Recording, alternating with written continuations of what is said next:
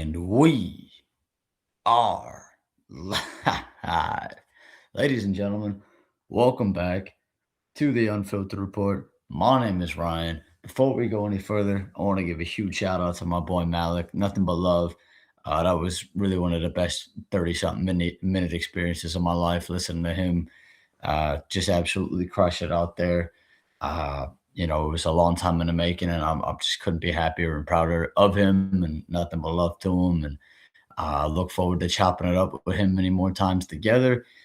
Him rocking solo. I look forward to all different sorts of combinations of things moving forward.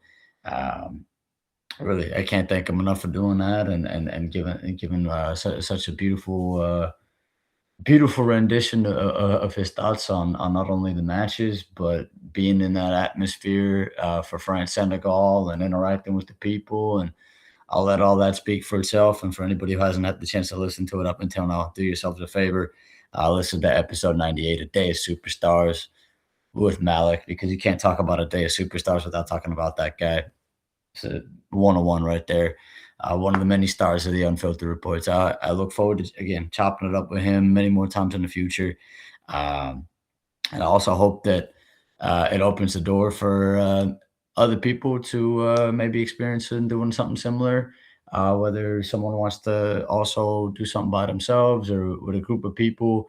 And I'm not there. If you want to do audio, video, you want to write articles, whatever it is, feel free, reach out. Would love nothing more than to set that up and make it happen. And like I mentioned, just one more time, again, you can't mention A Day of Superstars without talking about Malik and all the wonderful superstars of the Unfiltered Report family here. So again, nothing but love, and I'll just let what he said speak for itself. So I won't add anything on top of that. The only thing I will add for our World Cup day number 6 recap, in addition to what he said and echoing that, I'll try to put a bow on the Austria Jordan match, since I know while he was recording, he was in the middle of watching that match. I love the live reaction of him watching the Austria banger to open the scoring in that match. He mentioned as well it was at Levi Stadium in Santa Clara, a little Pac-12 after dark action. We've mentioned it many times on here before, and throughout the tournament, we'll continue to bang that drum. There's nothing I love more than these 9 p.m. matches. I look forward to more 9 p.m. matches in the next couple of days, in the next week and a half or so, throughout the rest of the group stages, even the 7 and 8 p.m. matches as well. But, I think Malik really, the other day when him and I were on, he said it best. It really is a game-changing experience to have these matches on throughout the day in our time zone, neck of the woods. Really makes a huge difference. And, I think I would also encourage everyone, again, to go listen to him, because he said a lot of great things about, welcoming people from all different parts of the world and showing them, that some of the things you might read and see are not always accurate. And there are a lot of really great people here in the United States who are very welcoming, and we encourage all people to come out here and be a part of that. And we also welcome all people to be a part of the Unfiltered Report. So, can't echo that enough. So again, if we've never met and you want to reach out and be a part of this, you can email the Unfiltered Report at gmail.com. We'll set it up. And if we do know each other, phone call, text away, by all means, it would be the honor and pleasure of my life to make that happen in any capacity that you so desire. But on that note of the Austria Jordan match, I know when Malik was recording, Austria had went up 1-0. Jordan had actually played pretty well to start that match. They were honestly a little bit unlucky to go down 1-0. We've mentioned it before, where for a lot of these sides, your best bet is to put 10 behind the ball and hope for the best. Whether it's a draw or maybe you might even find a goal off on a counter, but be resolute in your defense, close down gaps, take your chances when you get them, but really be comfortable without having the ball, and taking your chances when you get them. But Jordan, credit to them, they not only were defending solid, they had a couple of really good chances in the first half, especially before and after Austria scored. And we mentioned again, sometimes when you execute this ultra defensive game plan, sometimes it works, sometimes it doesn't, and oftentimes when it doesn't work, it comes down to the first goal, kind of loosening up the match a little bit, and more often than not, because of how compact things can get within that defensive half that they're playing, it takes a moment of brilliance in order to kind of open it up a little bit. And that Austria goal was a moment of brilliance. I mean, Malik said it best: the keeper wasn't going to save that. Nobody on planet Earth was going to save that one. Um, and that's what it takes. We mentioned the other day Argentina, Iran in 2014 in the first World Cup under Carlos Queiroz, who's going to be a big part of our day 7 recap. So stay tuned for that with Ghana, Panama, England, Croatia, Portugal, Congo, and then Uzbekistan, Colombia. Which, not to get ahead of ourselves, but I'm fully expecting the Colombian fans to take over that stadium and make that one of the best atmospheres of the tournament so far. So really thoroughly looking forward to all 4 of those matches and being able to recap them. But going back to the Austria Jordan match, like I mentioned, I think Jordan played really well. They put in a valiant effort. You could definitely see there was a solid, sizable contingent of Jordan support that were out there, and we've mentioned it time and time again as well, where anytime you have that support, and it can do wonders for your confidence, and putting in that extra, whether it's again, resolute defending, it gives you more energy to be able to do that especially when you're running low on energy as it is, exhaustion levels as it may be. It gives you that extra boost that you can't quantify in a stat sheet or anything like that. That just like momentum, you can't quantify momentum. Sometimes you can feel it, but there's certain things that you can feel, but you can't quantify, and atmosphere goes a long way in that. But again, as I mentioned, Jordan, the credit to them, they really made Austria work for it. Our guy Ralph Ragnick, as some people have called him, Ralph Ragnickelodeon. But you know what? He's the father of gegenpressing. That's no secret. And it's great to see him on the international stage. It was great to see Austria back on the international stage in a World Cup for the first time in 28 years. Uh, you know, Back in 1998, I was born maybe about a month after they had came in here, and so technically had never seen Austria in a World Cup. So it was great to see them. They had played well in the Euros back in 2024. I was excited to see how they would perform as well. Um, but again, credit to Jordan. They really made Austria work for it, and in the second half, Ali Olwan, if the goal in the first half by Austria was an incredible banger, this was equally as impressive. I mean, this was a beautiful goal. Got me off of my couch for sure when I was watching it.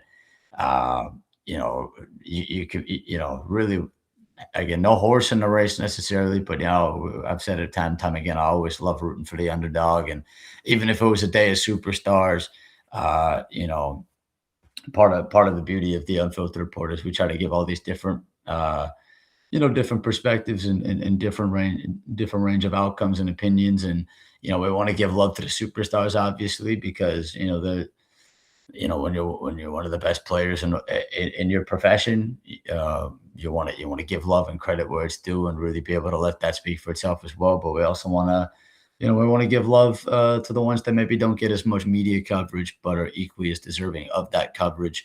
And Jordan are a great example of that. First ever World Cup, one of 4 nations that are making their World Cup debut, and what a moment for them to get a goal early in the second half, really put the pressure on Austria.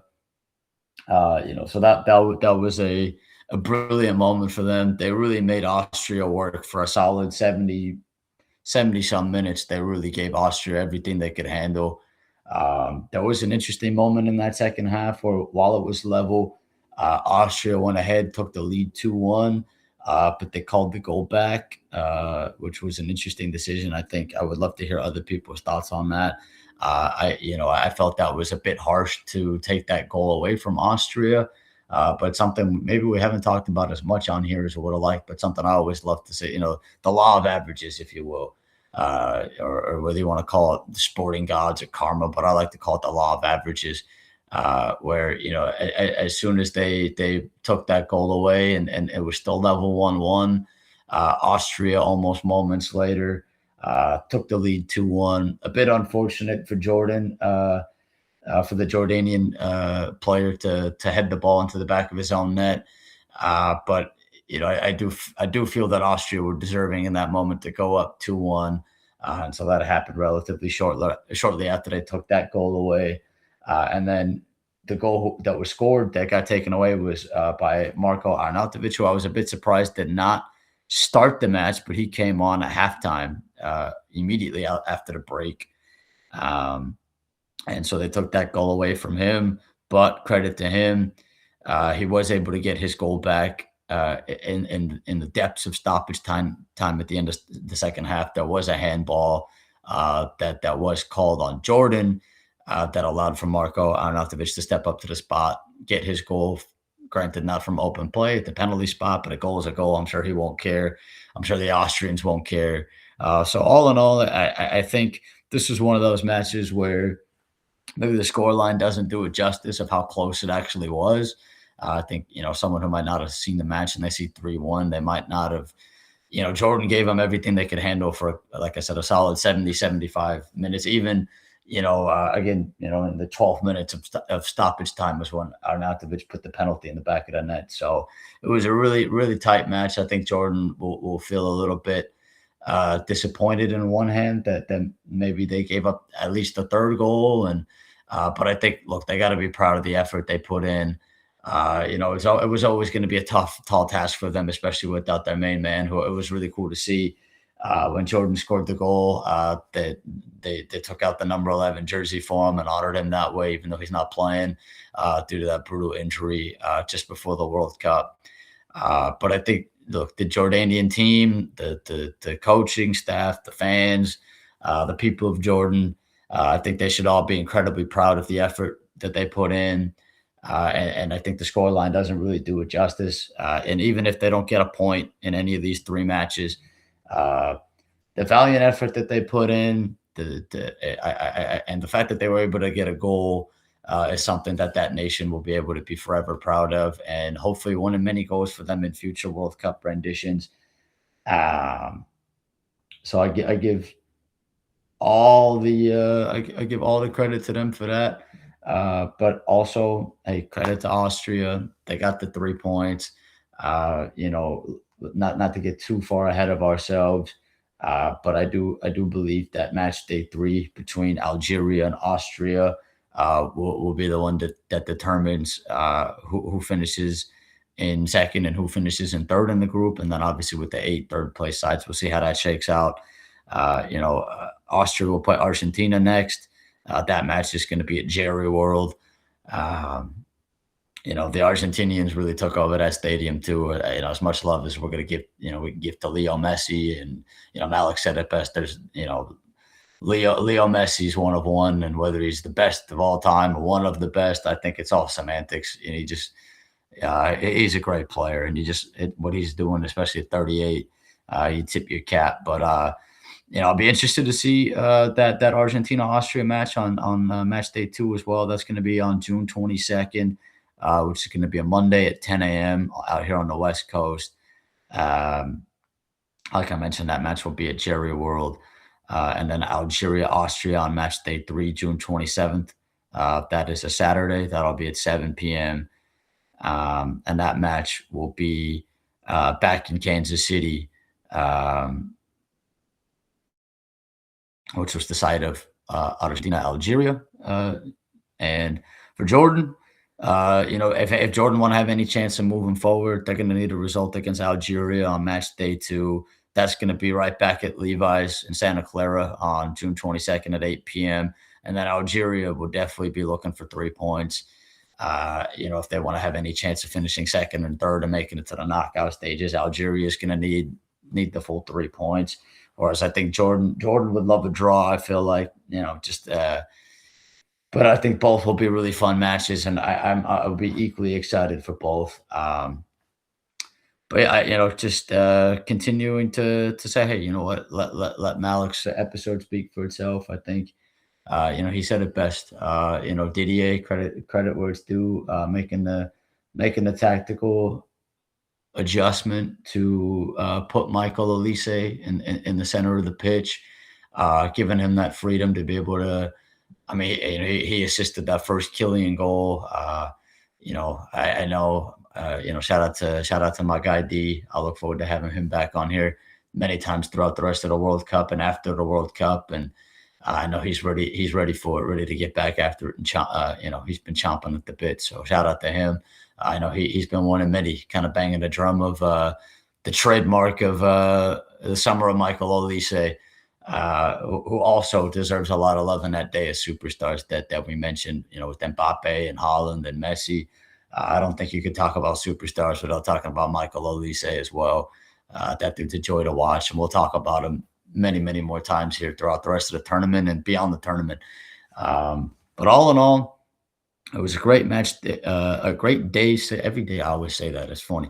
A great day 6 of the World Cup. We can't wait to come in and recap day 7, which will be the last day of match day 1. Hard to believe. I mean, the tournament's just zooming by. So by the time we get to Thursday, we're going to be right back in the thick of it. We're going to have Group A and Group B ready to rock and roll. 9 a.m. Pacific to 6 p.m. Can't wait to talk about all 4 of those matches to set the stage for match day 2. And of course, recap the last day of match day 1, day 7 of the World Cup with all those 4 aforementioned matches.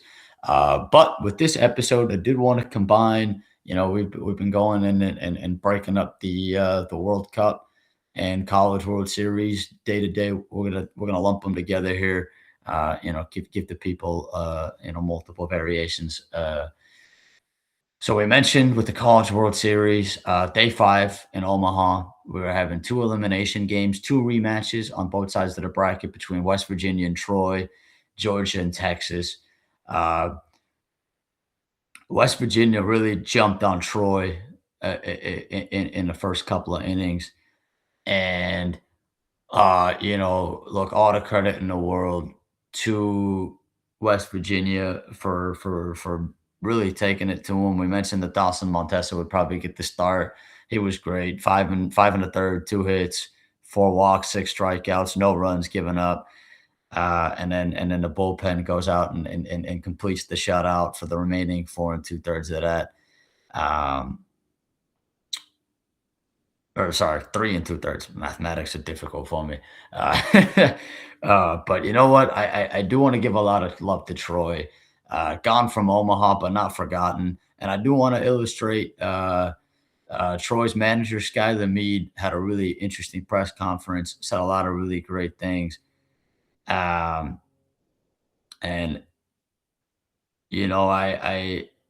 I hope that people out there when they hear this will go and listen to him talk about his whole ordeal. I'll let them listen to the whole thing, but one of the things he said was, Omaha. He was talking about the College World Series in Omaha, and he said it's the most unique place in the world. It's the best college sporting event, bar none. No offense to the others. Rose Bowl is awesome. It ain't this. He had a whole longer than that. I'll let people listen to the full presser, read the transcripts. But again, Skylar Meade, one of the breakout stars in the coaching world. Listen, I think I hope this. We always talk about it, or if we haven't talked about it, throughout college sports, there are always up and coming managers that start at places like Troy, whether it's football or basketball, baseball, and once they show that they can win at these quote unquote smaller schools, which I always hate using that term. I just use that in quotation marks because of the media coverage and how much it drives me up a wall. But we did mention that in college baseball that these sort of programs are not I mean, these are powerhouses. Now, Troy specifically has not been a powerhouse up until recently with Skylar Mead, but the Sun Belt has produced many great baseball teams, even just within the last couple of years, last 5, 10 years. We could go down the list against with all these great teams that are powerhouses, and Troy with what Skylar Mead is doing. I hope. I don't know what's going to happen with Skylar Mead and the trajectory path of where he's going to stay. Maybe he'll get one of these you know other schools will offer him a ton of money to go leave Troy at some point, but not even selfishly, but I would hope that a guy like that is ready to build a dynasty at a place like Troy. He had a really great presser. Again, I would encourage people to go listen to the whole thing. He talked about what it means to be able to explain to players that, hey, it's one thing to tell players, hey, this is the goal, is to get to Omaha, but for them to be able to experience it and get there, it gives them that tangible feeling of, oh, this is what it's like. And once you get there, you want to try and get back there as many times as you can, not only with the current group that you have, but you want to be able to build a dynasty and have all different groups of players throughout generations of talent be able to come and experience that. So, look, Skylar Mead is one of the rising stars in the coaching industry in the sport of baseball. I can't wait to see the trajectory path of what he's able to do and build off of this season. We've been banging a drum on Jimmy Janicki. I would hope that in this era of NIL and the transfer portal, I think we'll see if he comes back to Troy or not. But regardless of what happens, and listen, I think Troy's in great hands with that dude.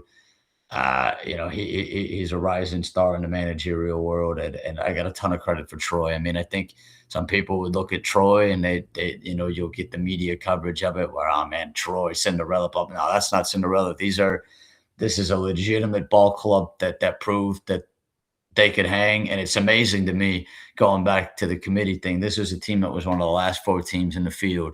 And I want to continue to give love to Mercer too, because Mercer, I think, did not get that opportunity that Troy did, and Troy took advantage of it. And it's a shame that we'll never know what Mercer could have done because they weren't given a shot. And that goes against the entire purpose of what sports and college sports is supposed to be about. And on the subject of college sports, we're finally at that point where that college sports episode we've been edging and postponing regarding Brendan Sorsby and Texas Tech is finally on the horizon. And like I've mentioned, part of the reason why it hasn't happened until now is because I really wanted to make that episode connect way beyond that and connect it to other places that maybe, I don't know, maybe I'm crazy and my brain works in different ways, but I think that situation can be used as a springboard to get into way more than just that. So I'm really excited to do that. I think, knock on wood, that's on the horizon. But again, nothing but love to Troy. That they're an incredible program on the rise. And I mean, again, nothing but good things to say about them. And then another rising star, Steve Sabins. We're gonna see them with the rematch against Steve Forbes. We'll come back and recap that game. Either North Carolina's going to be going to the championship, or we're going to get a winner take all to go to the championship best of 3 series between West Virginia and North Carolina. So stay tuned. We'll come and recap that. But on the other side of the bracket, there was another elimination game rematch between Georgia and Texas. Oh, also before we move on from that match, shout out to Gavin Kelly, 1 yard again, going to be a top pick in the draft in 2027. And then my guy Armani Guzman with 3 stolen bases, 2 runs, 2 RBIs, 2 for 4 from the plate. At the plate, again, nothing but love for both of those programs, West Virginia and Troy. With Skylar Mead and Steve Sabins, 2 of the rising stars in the coaching industry and college baseball. But going back to Georgia, Texas, another rematch.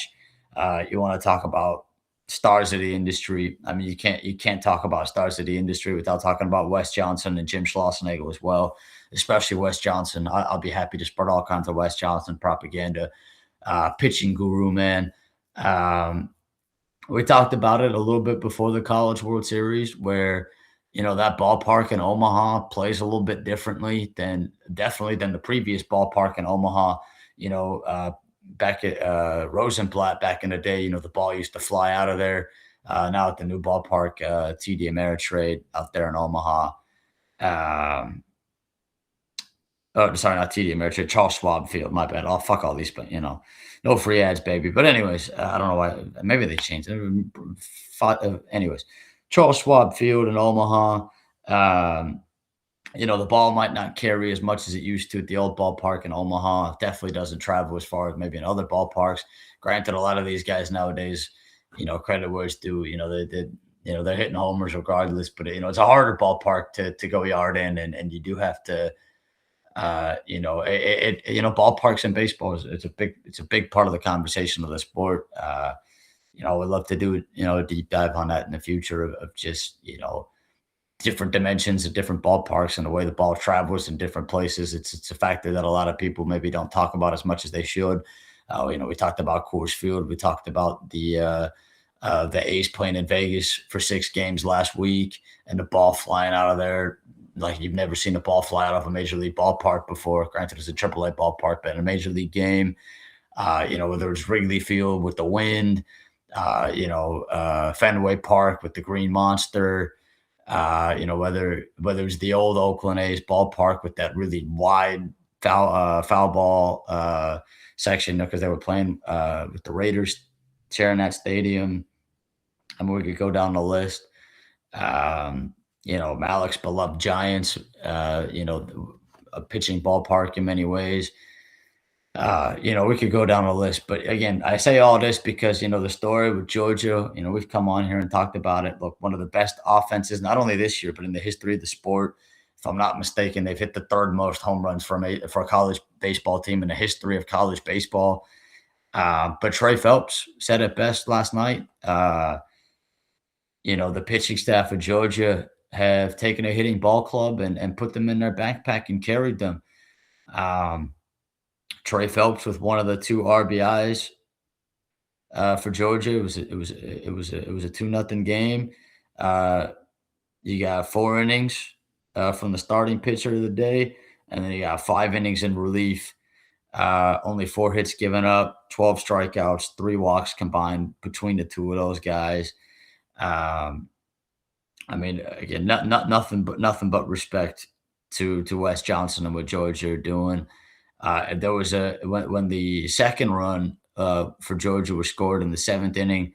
Was one of the more bizarre plays you'll ever see. If no one's seen it, I'd recommend you go out there where Texas, there was a ball hit.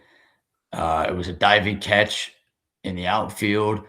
And, we always say, the NFL doesn't know what a catch is. I mean, this was one of those where you could watch the replay. I mean, he 99.9% of that was a catch. And then, it just kind of popped out at the end and they went in, reviewed it, and they ruled that it was a base hit. And, also something that was really interesting is Georgia has only sacked bunt. I think they've only sacrificed the runner over. I think it was like 3 times all season or 2 times all season, a very low number. We mentioned college baseball. One of the beautiful parts is that there's a lot of teams that play small ball, move runners over in ways that maybe you don't see as much of in a major league game. Well, Georgia's lineup's a bunch of masters. They haven't really had to do that all year. But that was something that they did against Texas as well. For one of only like 2 or 3 times they've done that all season. With that play, I would recommend people go watch that. There was also later on in that same inning when the second run scored on a sac fly, the infielder and the left fielder for Texas that collided against each other. One guy goes crashing down, and then the other guy, I don't know how. I mean, it was a remarkable play when you crash into your own teammate and to be able to make a throw like that to home plate. And the throw beat the runner, but Carson Tinney was not able to get the tag down in time, and Georgia was able to get an extra run of insurance. Texas will be back. This is a young team with a lot of talent. We mentioned a guy like Anthony Pack Jr., Dylan Volantis. these guys will be back. Jim Schlossnagle has been one of the best in the business for a long time, whether it was at TCU, A&M, now Texas. They'll definitely recuperate, but I know a lot of Georgia fans are thumping their chest. They beat Texas in football. They beat them twice in Omaha.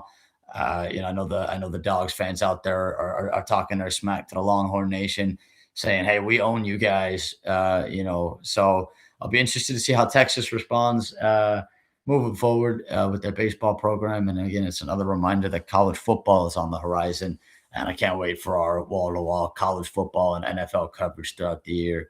And something I've mentioned before, want to do moving forward is give some love to high school recruiting as well. For future prospects to look out for. Obviously, that's a little bit harder to project, but try to do our part in doing that. But part of the reason why I like talking about college sports and the professional more than high school is because I think when we talk about our NBA draft coverage, which that draft combine recap, and then our draft coverage is coming very shortly as well. A guy like Keaton Wagler, for example,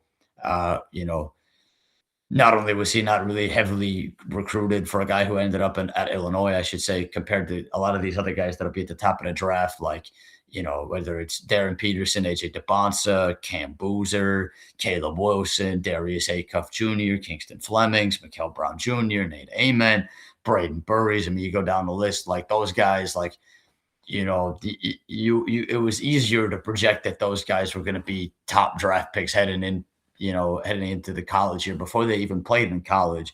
But a guy like Keaton Wagler, where, Brad Underwood, the coach at Illinois, is on record saying that, hey, we didn't think this guy was really going to play. We were even thinking, hey, maybe we might redshirt this guy. He was like 150, 160 pounds or whatever it was. And I don't think they were, they even, they admitted they weren't really expecting much out of him, but Keaton Wagler showed up on campus, and then in off-season workouts just started destroying everybody. And then Kylan Boswell, we mentioned it before, goes up to Brad Underwood and say, "Hey man, this Keaton Wagler guy's killing us. Like, I think, I know I'm the veteran of this team. I'm the point guard, but I think you should put the ball in his hands." And so I think that's always why I like to find that caveat where, it's a lot easier to talk about it once they get to college and be able to project that. But we can try to do our part, and at least, there are some high school prospects that never pan out. There are some that do, and then there's some college prospects that pan out and some that don't. And that's the beauty of it, is that you're never going to bat 1,000. But just trying to do our part here and trying to give love to all these different sports and different levels of the sport. But no, going back to Georgia and Texas, credit to Georgia. They took care of business. They blanked Texas not only once, but they held them to one run in the first game that they played. They blanked them. Georgia also,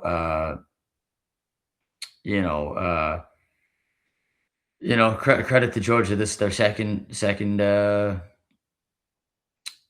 Well, I was going to say not their second shutout because Joey Volchko, we mentioned, had the unearned run. So really back-to-back dominant pitching performances against Texas by Georgia.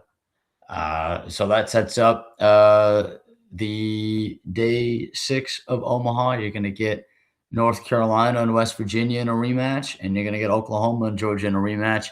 If North Carolina beats West Virginia, North Carolina's going to the championship. If Oklahoma beats Georgia, they're going to the championship. If West Virginia wins, if Georgia win, we're going to get a winner-take-all game to see who gets out of that side of the bracket to go to the best-of-3 series. And game 1 in Omaha for the final will be Saturday at 5 p.m. Pacific. Game 2 will be Sunday at 11:30 in the afternoon.